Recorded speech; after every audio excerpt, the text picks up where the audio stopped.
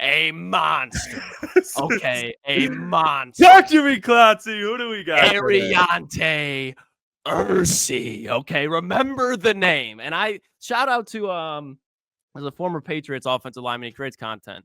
But he put out a film breakdown, and I was like, oh my God, this guy can do it all, fellas. He's 6'6", 331 pounds out of the University of Minnesota. And Jeff, if you want to real quick. Yeah. He's 6'6", 331 to pull up the RAS score at the combine, because what does Brad Holmes love? RAS scores. What do I love?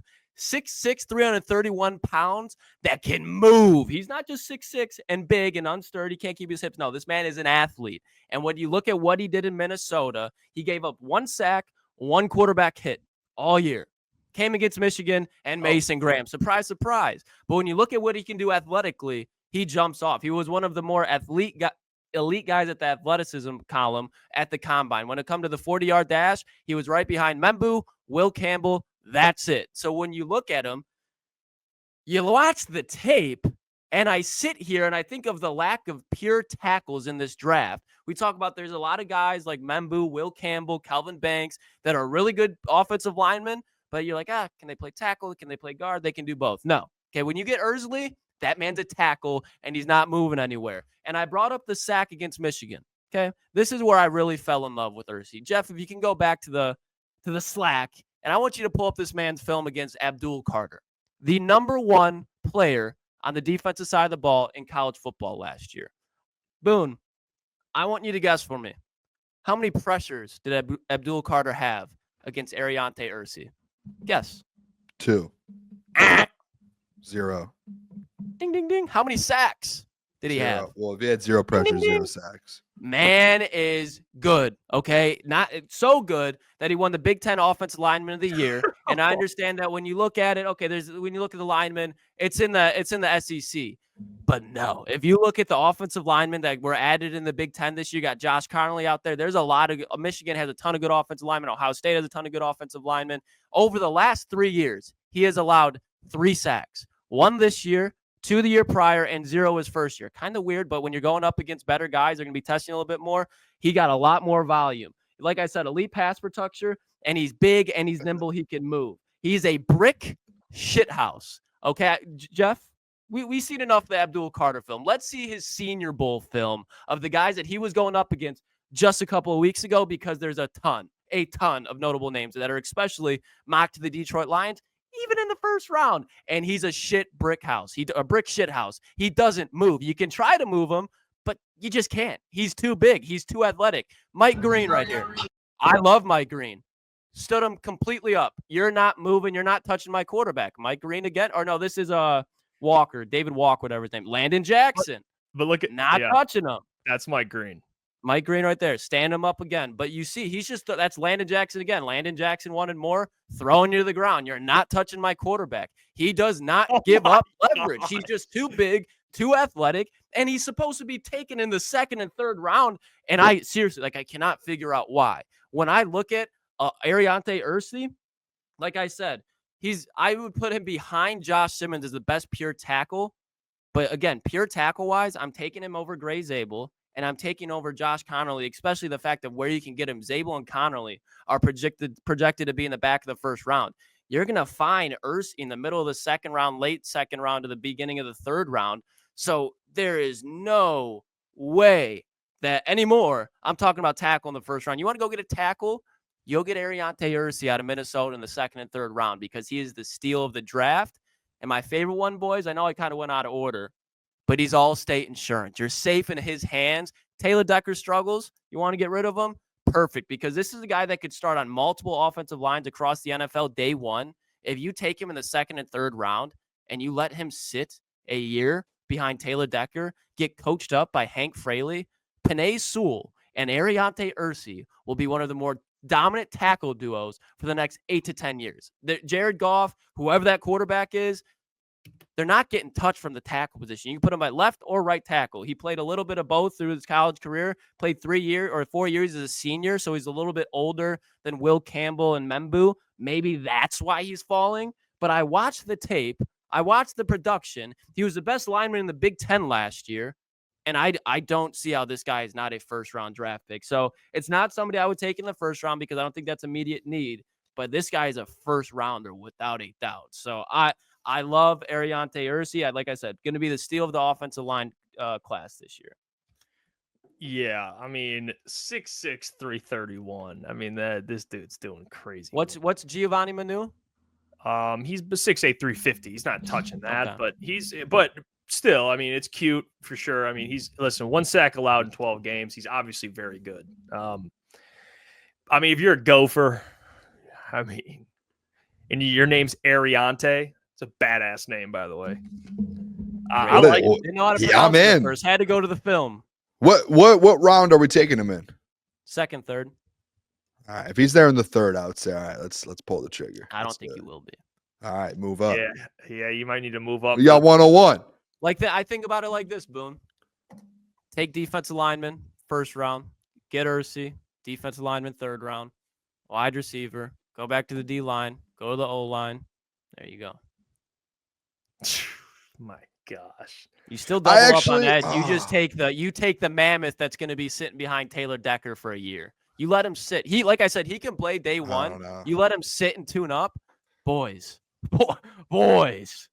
This is a guy that I wouldn't buy. I don't buy offensive lineman jerseys, but you give me a 69 jersey that says Ersey on the back of it, I'm buying it right now. Right now.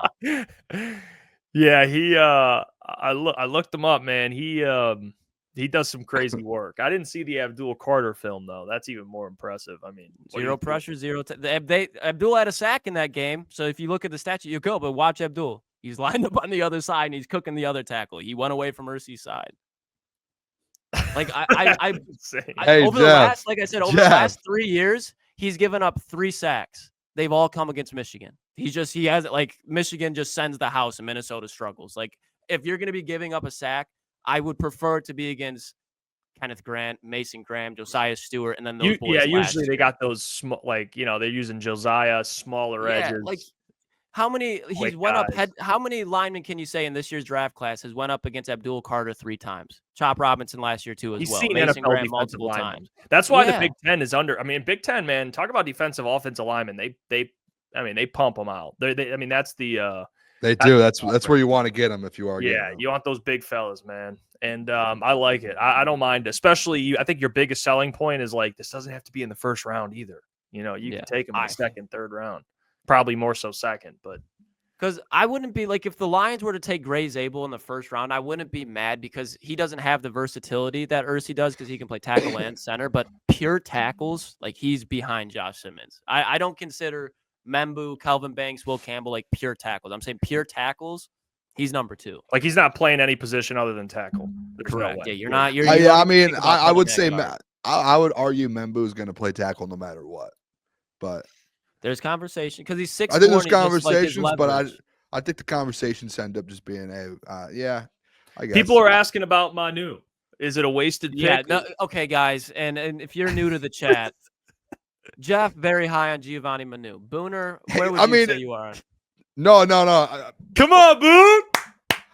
Listen, with Manu, I saw that video the other day and I went, I think Brad's got a plan. Come on. I think there's a plan set in place. Now, I do think it's crazy that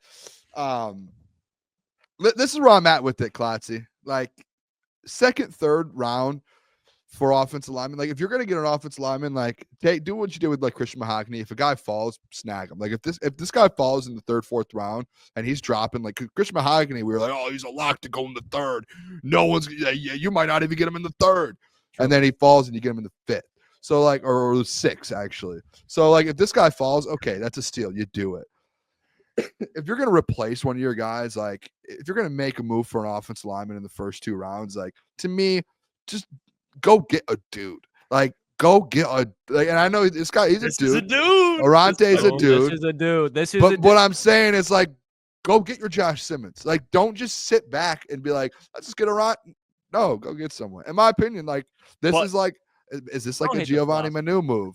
Might be. No, you did not just say Jeff, no, he's Jeff, not. I will say Manu. I'm trolling. Probably not a project. He's not a project at all. No, he could literally start day one. Like when you look at all of his like draft reviews, they'll be like, He could start day one, could struggle a little bit early, but he's going to be a starter for the long time in the NFL. That's why I say you just stash him for a year. Well, but I'll even say God. this, like, and although I like Manu, based on what Brad has said, if Ersey's up there, like if he's up on his draft board, dude's taking him. You know what I mean? Like it's just how they work. High RAS score. BPA, like he believes in that. I don't think Brad will be like, no, I'm gonna pass on a guy we really love because we have Manu. Like I don't think that would happen. So even though I like Manu, I'm just trying to see it through the lens of Brad Holmes. I don't think he would be like, oh, I'm good because we have Manu. You know what I mean? Yeah. Because he's not. I mean, it's different if you're like, we have Penei Sewell. We're not going to draft a right tackle, obviously. But like Manu. I just view Giovanni Manu in similar light as Broderick Martin. I know Taylor Decker's got it. Yes, I do, not Jeff. Yet. Not yet. Jeff, this man didn't play Division I, Division II, or Division III football. Really interesting. He played Canadian football in British Columbia, and we're going to ask him to go replace Taylor Decker and go up against guys in the NFL like Andrew Van Ginkel. Like, he's going to get worked. Wait, I'd rather have a guy that went up against after Abdul Carter for the last 3 years. Went up against Mason Graham, Kenneth Grant. Fuck no. Fuck no. I could be wrong, but I do not believe in the Giovanni Manu project. I do not.